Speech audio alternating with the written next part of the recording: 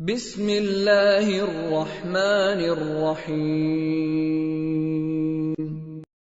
به نام خداوند بخشنده بخشایشگر. اذا السماء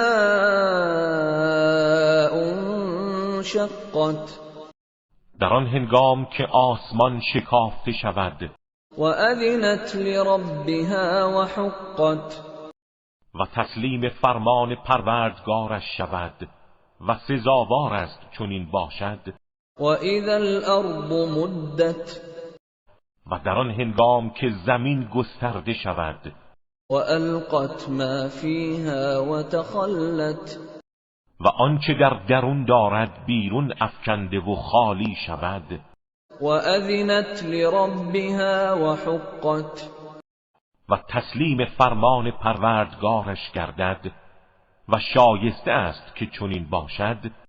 یا ایها الانسان انک کادح الی ربک کدحا فملاقیه.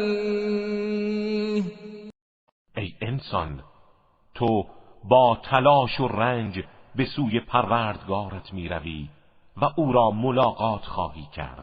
فاما من اوتی کتابه بیمینه، پس کسی که نامه اعمالش به دست راستش داده شود فسوف یحاسب حسابا یسیرا، به زودی حساب آسانی برای او می شود و ینقلب الی اهله مسرورا، و خوشحال به اهل و خانواده اش باز می گردد.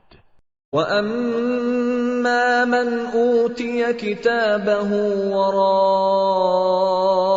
ظهره، و اما کسی که نامه اعمالش به پشت سرش داده شود فسوف یدعو ثبورا، به زودی فریاد میزند وای بر من که هلاک شدم، یصلی سعیرا، و در شعله های سوزان آتش میسوزد. انه کان فی اهله مسرورا، چرا که او در میان خانواده اش پیوسته از کفر و گناه خود مسرور بود. انه ظن ان لن یحور، او گمان میکرد هرگز بازگشت نمی کند. بلی ان ربه کان به بصیرا، آری، پروردگارش نسبت به او بینا بود.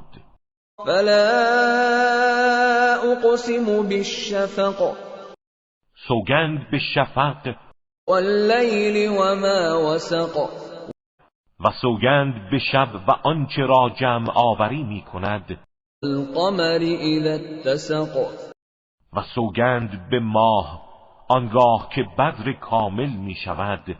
لتركبن طبقا عن طبق، که همه شما پیوسته از حالی به حال دیگر منتقل می شوید تا به کمال برسید. فما لهم لا یؤمنون، پس چرا آنان ایمان نمی آورند؟ و اذا قرئ علیهم القرآن لا یسجدون، و هنگامی که قرآن بر آنها خوانده می شود سجده نمی کنند. بل الذین کفروا یکذبون، بلکه کافران پیوسته آیات الهی را انکار می کنند. والله اعلم بما یوعون، و خداوند آنچه را در دل پنهان می دارند به خوبی می داند. فبشرهم بعذاب علیم، پس آنها را به عذابی دردناک بشارت ده. إلا الذين آمنوا وعملوا الصالحات لهم أجر غير ممنون. مگر کسانی که ایمان آورده و اعمال صالح انجام داده اند که برای آنان پاداشی است قطع نشدنی.